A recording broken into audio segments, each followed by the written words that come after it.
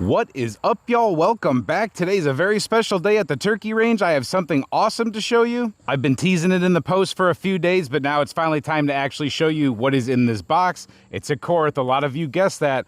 Korth is a very high-end, very nice, world's finest revolver. So as we were teasing it, a few of you did get it correct. This is the 2 3/4 inch Korth Carry Special. They're brought into the country by Nighthawk Custom. You guys probably know them from their 1911s and some other pretty awesome guns. Let's take a look in this box and see what you get with a Korth. This box right here took me a long time to acquire. I'm a normal working person. I'm a landscaper. I mow grass for a living, but I've always wanted a Korth. And it was time. I like revolvers, I like the Korth look, the feel, and I just had to know what these things are all about. They're pretty darn pricey, no joke, but so are a lot of guns nowadays. 2011s, they can tip the scales pretty heavy. This is a nice revolver. This is gonna be something for carry, and I'm willing to spend money on a good carry piece. Let's take a look in the box. So first of all, Korth does have a very nice looking box. There's a couple blisters on this one, but no big deal. Once you get in there and pull off the covers, the inside of the box is very, very nice. I took out the unnecessary paperwork, stickers, things like that, because it's just unnecessary. But what you basically get in here is a little tool to take down the grip. And then what you get over here on this side is a cool little keychain. We have a fluted bullet design. Of course, it's not going to be functional. We have remove before fight on one side like you'd see on an aircraft, and then we have Korth firearms on the other side. There's a screwdriver in here that you need to adjust certain things with the trigger, which we will definitely not be doing today. Then you have the beautiful Korth inside here, which is called the Carry Special, but you can pretty much think of it as a snub-nose mongoose. I'm 99% sure that shortened mongoose thing, I don't think there's many other differences. It's funny though that Korth lists this as a 3-inch revolver and Nighthawk lists it as a 2 3/4 inch revolver. And I believe Nighthawk is correct because I am measuring 2 3/4 inches. So now that we've got that settled, this is a 2 3/4 inch Carry Special. So what we are seeing here is a total work of art. We have a diamond-like carbon finish on this whole entire firearm. That's just awesome. It really helps to not get cylinder turn marks, scratches, blemishes, this and that. It is a very good coating. We have the Nighthawk Custom logo here, which I think looks pretty cool. Nighthawk Custom, Berrysville, Arkansas, a serial number, and then something odd that you guys aren't used to, and we'll show you that here in a second. Other than that, we have Hogue rubber grips. We have a combat style sight. They're blacked out, they're smooth, and they're ramped back that way. They match up here with a 24 karat gold bead front dot, and despite the coolness of having a 24 karat gold bead, the gold dot front sights are actually very functional. I do like to shoot them. We have some anti-glare serrations going down the whole top strap of the gun until we get to the adjustable portion of those rear sights. Very nice that they're combat style sights, but they are also adjustable. Flipping it over real quick, we see the Korth logo on this side, so that's cool. We have the Nighthawk on one side and the Korth on the reverse. And right behind that Korth symbol, we have our cylinder release. Some of you will think that's odd. Some of you are used to seeing it painted red, but this one is blacked out.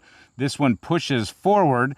It is different than some other cylinder releases that you've seen on Korths. A lot of them use the Smith & Wesson type push right here, a button, but this one is a push top button. And actually, fumbling with this gun so far, and like I said, fumbling, I'm just getting used to using it, hammering back, you actually don't run into it. That's the first thing I thought would happen, but even if you do, you roll past it, because to release the cylinder, you have to push it forward. I haven't dove too deep yet, but one of these two screws is for adjusting that trigger. And if we move a little farther up here, we're gonna go ahead and see another part right here that is part of taking that cylinder out, getting it swung out completely. Going back to these grips, these are pretty simple Hogue grips to be on such a nice gun. However, for a carry gun and for an actual heavy use gun, or you're gonna practice with this thing a lot, whatever you wanna call it, these are very nice to have. I'm not a big fan of the walnut grips as far as usability. They're nice to carry, they're smooth, they're pretty, but they've never fit my hand very well, especially the ones with finger grooves. These are very nice. The back strap is exposed, and some people like that, some people don't. It is of a round-butted design, and for carry, I don't know why you would want anything else. The trigger guard is adequate in my opinion. I can get my full pointer finger through there and my full middle finger, which is the fattest one. I don't think I got my thumb through there. Well, actually, yeah, I can. So plenty of room here. I'm not going to talk about gloved hands or anything weird like that, but plenty of space in here. And speaking of that trigger guard, it houses a very beautiful trigger. This little button right here for taking down that cylinder, and this hammer back here that are all of very nice stainless color. I think it's really good looking against that diamond-like carbon finish. I don't like it when they're blued or off color in any way. I think this looks very sharp. And part of those beautiful stainless accents is this crowned barrel setup here. That is awesome. Crowned barrels are very good for accuracy, but they're very good for just beauty in general. And another function that is very important is it can protect the rifling at the very end of your barrel. Sometimes the outside here can get bumped, but the inside doesn't get touched. Let's go ahead and swing this cylinder out by pushing forward on that release. She's loaded with snap caps right now because I wouldn't do it any other way with this revolver at first. By the way, I've never even shot this. You're gonna see that for the first time on camera. So we have a CIP stamp right there. We have 357 mag stamped. We have Korth DE stamped, and then we have a serial number. Looks pretty awesome. Even the cylinder is a piece of artwork. And even in here where the ejector rod would lie, you see 357, you see some other stampings, you see the serial number again, Korth, and you see Germany down there. The forcing cone is reverse crowned or beveled, whatever you would call that, but that's awesome. It even has the serial number on the forcing cone. And everything about this gun is beautiful. I will even show you the breech face. Look at that. All right, I almost forgot to show you guys what that thing is right there and what that little button does right there. So if you were to have your cylinder open like that, and you push that button like that, you can slide your cylinder out just like that. So if you have an extra 9mm cylinder that came with the gun, or if you sent it in for one, you can swap it. Or just for easy cleaning purposes, that is pretty awesome. So she is a total masterpiece in my opinion. I did oil her up, clean her up a little bit. Like I said, never shot her. I've dry fired her with these snap caps a few times. But overall, I can't wait to get this thing out on the range. Hopefully it looks and stays nice for now, but I will be carrying this thing if everything goes well. This is a carry special. And I know some of you are balking right now at the idea of carrying a wheel gun, but where I am personally in my area, I don't need a whole bunch of capacity all the time. I know how to do that when I'm going there. I love to carry revolvers. I carry a Model 69 Combat Magnum from Smith & Wesson all the time in 44 Magnum, sometimes loaded with 44 Special depending on how I feel and where I'm going, what I'm doing. But I just love to carry revolvers. Very comfortable for me. Outside waistband probably helps, but I'm super familiar with them, and I've always wanted a nice 357 shortened, snubby, whatever you want to call it. There's really snubbies out there that are even shorter, but this is a reasonable barrel length, and I love 357. It is a powerhouse, and if you load it correctly or get the right ammunition, it still works very well out of short barrels. This is a 6-shot firearm. That's usually about all I need, and I carry speed strips all the time. So I might have a slower reload, but I usually do have a reload. But like I said, I carry all kinds of firearms, regardless of polymer, steel, revolver, 1911, old, new, 1.0, 2.0, whatever. I've carried a whole bunch of different stuff. I enjoy guns. I enjoy carrying different stuff. I'm settling on 1911s, the Smith & Wesson 1.0, and revolvers more and more all the time now. So let me get some snap caps back in this thing really quick, and let me show you something you've been dying to see, I'm sure, the trigger. All right, snap caps in. Get that cylinder in nice and gently for now at least. Let's go right to the double action trigger. Sorry about my gnarly working man's finger, but it is what it is. It's got a nice double action trigger. I've played with it a few times, but here we go.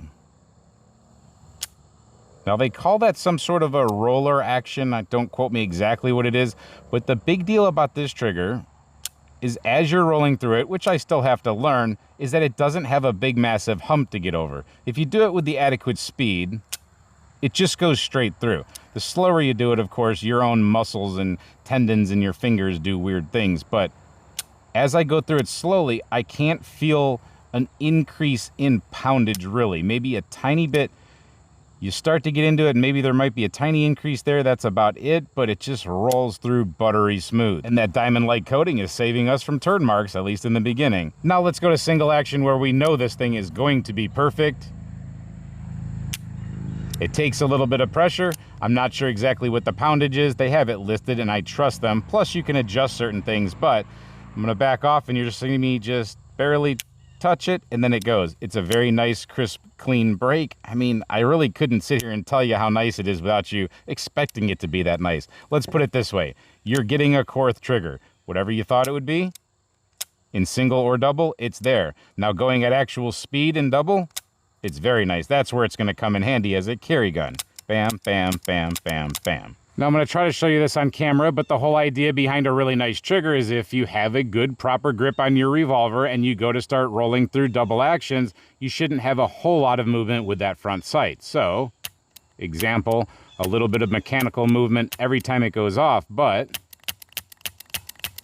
there's not a whole bunch of ripping and rolling and turning around and doing all sorts of stuff like that. So you Safe Queen people out there are just losing your minds right now, aren't you? And now you guys see a turn mark in there from us messing with it, but for the most part, you can kind of just rub those out, especially if you have a little bit of oil. And now you Safe Queen people are going to lose your minds for sure because we have some Korth branded 357 Magnum ammo. And this thing is definitely getting shot today. Is this really Korth branded ammo? No, I don't even know if they make such a thing. These are my hand loads, and I've loaded them very carefully. I've basically made a couple different loadings or versions of very good match ammunition. I don't feel comfortable putting factory ammunition through this gun, to tell you the truth. And before anybody screams I'm voiding my warranty, no, actually not, I don't think, because the manual says no reloaded ammunition. These are all brand new components. This is hand-loaded ammunition. And to tell you the truth, I'm not trying to knock other companies, but I don't want something happening because PMC loaded something wrong, Fiocchi loaded something wrong, or even some of our more trusted companies that we really like that load things a little hot. A lot of things can go wrong. Quality control is all over the map right now, so you're going to see me shoot a lot of hand loads, but I'm telling you they're quality hand loads. And then in the future, for those of you who are interested, I'll tell you right now, we have at least 20 projectiles upstairs in the reloading room that we're going to be trying through this gun right here, different velocities. We're going to figure out what this gun likes to eat. We got different primers, powders, projectiles.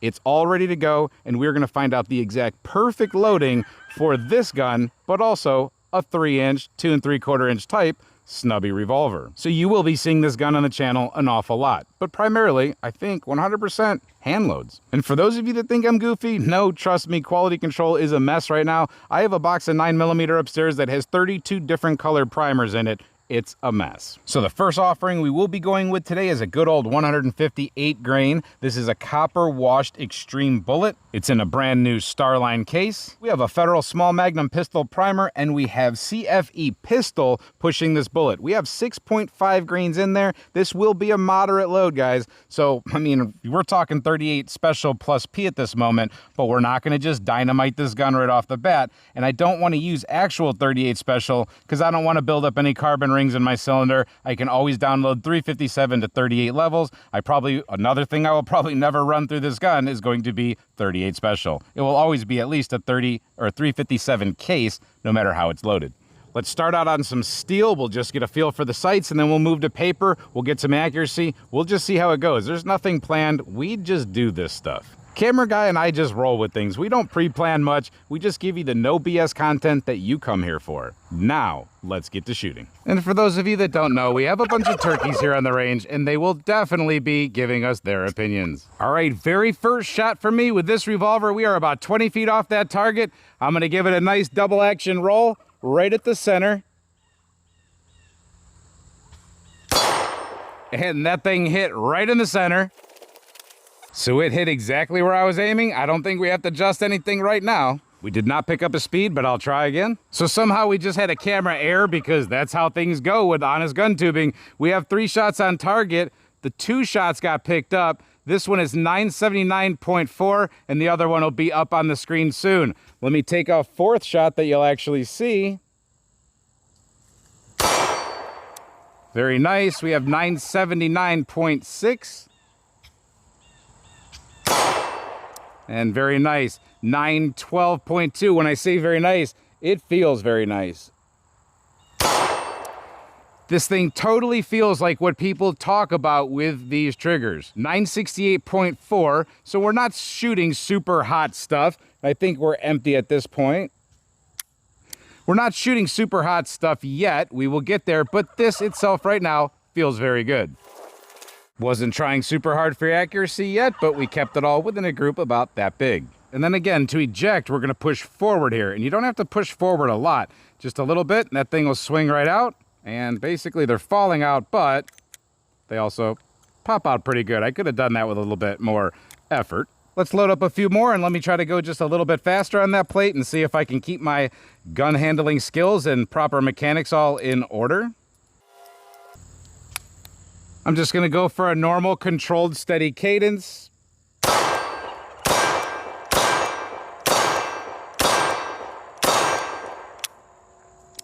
And I had a little post-ignition push you would see on that last shot. You could call it a flinch. I'll have to see exactly what it was on the slow-mo or the replay. But I did hit a little high and to the right. Definitely something I'm just going to have to get into practice to with this trigger. As I'm pulling this big long trigger, I'm heeling the gun upward somehow. Should be pretty easily correctable with practice. But now I'm going to shoot at the head of that target right there, and I'm going to go for single action. So, hammer back.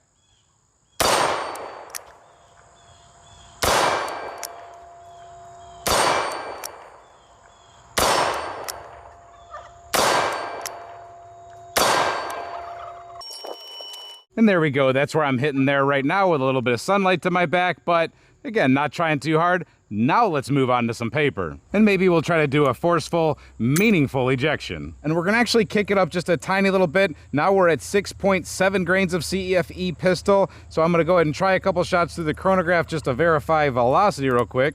I'll actually try 5. So I forgot that before we get on paper. Let me go ahead and do this. And I'll actually do this right-handed only. Not too bad. Nope, I didn't pick anything up though. Not too bad of a shooter for right-handed. It still has to be that revolver trigger you're gonna have to get through. We have 964.4 and I missed the other one. 964.4. And actually, the way that trigger, with my left hand, it's a little different, but the way that trigger rolls and then the recoil happens, it of course is going to the path of least resistance over here, but I will say that that's an extremely comfortable one-handed shoot. And I'm not just talking about the ammo, I'm talking about the way that the trigger rolls into the actual firing sequence and then the recoil happens with a gun. It's one solid, perfect motion. And we've realized with a little bit of extra CFE pistol, we're not really getting anything special. All right, I got 6 loaded up, so I'm gonna use 6, and I'm gonna use that orange target right in the dead center. Just due to today's lighting, I have so many different targets up there because I had to pick which one the gold bead would settle on the best. And I think it's that one. I'm gonna go ahead and try it in single action, and hopefully I don't screw myself up there.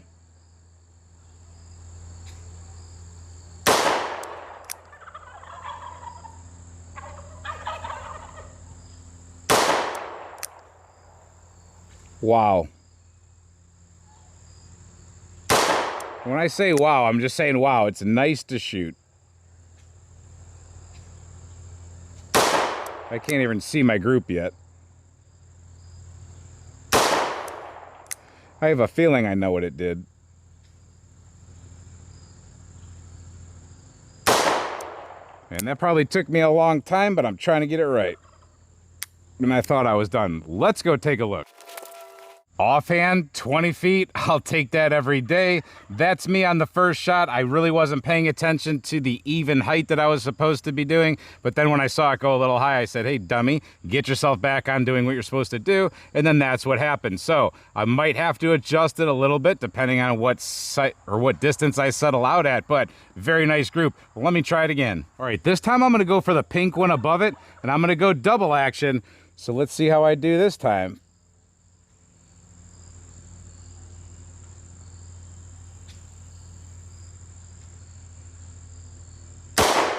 Ooh-wee, double action is a different world sometimes, but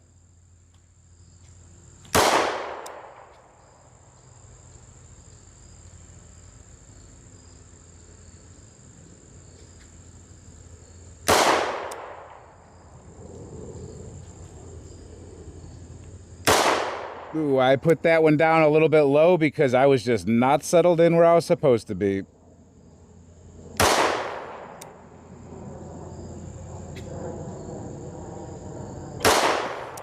And to tell you the truth, I let my grip fall apart a little bit, but let's go take a look.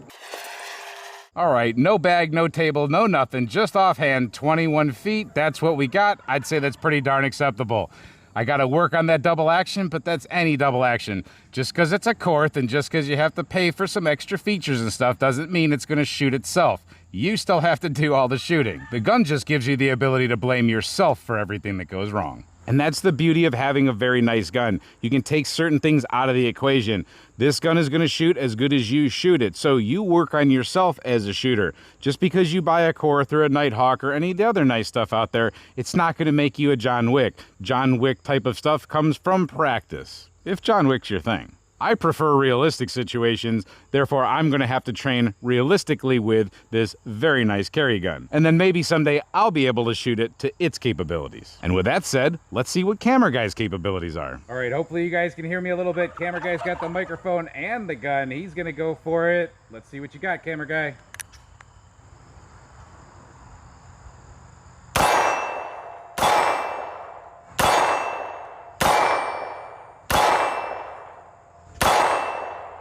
Looks like pretty good shooting though. What do you think? What is your initial thought? First cylinder remarks. It's a nice shooter, handles recoil well, and a very crisp trigger. Camera Guy kept them all in the white. We're gonna call that one good. And there you go, another cameo from the Camera Guy. And I totally forgot that when we increased the powder a little bit with the red primered ones, that is a different bullet than the blue ones. So we're gonna shoot 2 of each. These are the last 2 I have left. And I'm just gonna see if there's a point of impact change from these 2 different rounds because we went a little bit high over there on the other target. I'm gonna shoot at that lower left. I'm gonna do it in single action. And I just wanna see if there's any difference between the first 2 shots and the next 2 shots.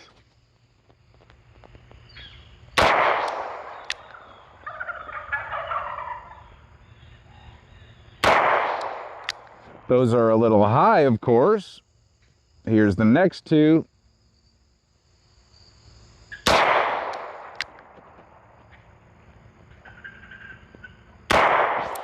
And they're a little bit lower. So between just 2 different bullet types and a tiny powder variation, we're getting just a little bit of a difference of point of impact high and down. But that's revolvers. And that's why we have adjustable sights, and that's why we have a plethora of different loadings that we're gonna be making for this gun. We're gonna get this dialed in so perfect. And another thing to note, I know I'm not on a bag and this was just me shooting offhand, but these 2 bullets right here, the second 2, were actually, in my opinion, of a lower quality. Those 2 bullets are unknown. I had to sort through a lot of them to get the correct bullet weights to try to get them close for match bullets. These 2 were extreme bullets that were pretty darn close. Most of those extreme bullets weighed the same. I consider them quality bullets with cannulars. These do not have cannulars, so maybe just also not the greatest of bullets for those groups. I will go ahead and put this thing on a bag and shoot accuracy again once I'm used to this thing a little bit more. I kind of need to get familiar with it, make sure it's broken in for whatever that might mean, but I will be returning with that test. Stay tuned, and I want to make some extra match ammunition for that. So there's the first 50 rounds, and I think she's awesome. I actually didn't let my hopes get too high because I've been disappointed by guns many a times. Just because something costs a little bit extra and just because it's supposedly nice and has a great reputation doesn't always mean it's good. I had a feeling this one might be good, but I just had to see it for myself before I believed it. I do believe it. A lot of times shops won't even let you turn the cylinders on these guns. They don't want you touching these guns half the time, and I don't blame them. I was allowed to turn the cylinder 1 time on this gun before I purchased it, and that's because they saw that I had some cash in hand for a down payment at least. Now that I've got it home and I've used it, Camera Guy's used it, we do think it's a very nice gun. I can tell you that money does buy something, but it's not all about the money. It's an experience. It's a great shooting experience, and we're gonna have a lot more of it. Like I said, we got all kinds of testing coming up, so we're gonna know exactly what it's capable of. I will carry this gun. Some of you may know that I have had a Nighthawk Custom 1911 in the past. I used it, carried it, we evaluated it, we used it in some tests. Very nice gun. I don't own it anymore, but maybe I'll revisit the 1911s again someday. But you guys that know that gun and know what I went through with it, as far as carrying it, using it, and even falling off a horse while wearing it, you guys know I'm not BSing you. This will be a carry gun. Hope you enjoyed this video. Stay tuned and make sure you're subscribed, hit the notification bell because there will be many more videos on this firearm. They're of course gonna remain anonymous, but thank you to the shop that let me put this on layaway. Thank you to Korth for building it. Thank you to Nighthawk for importing it.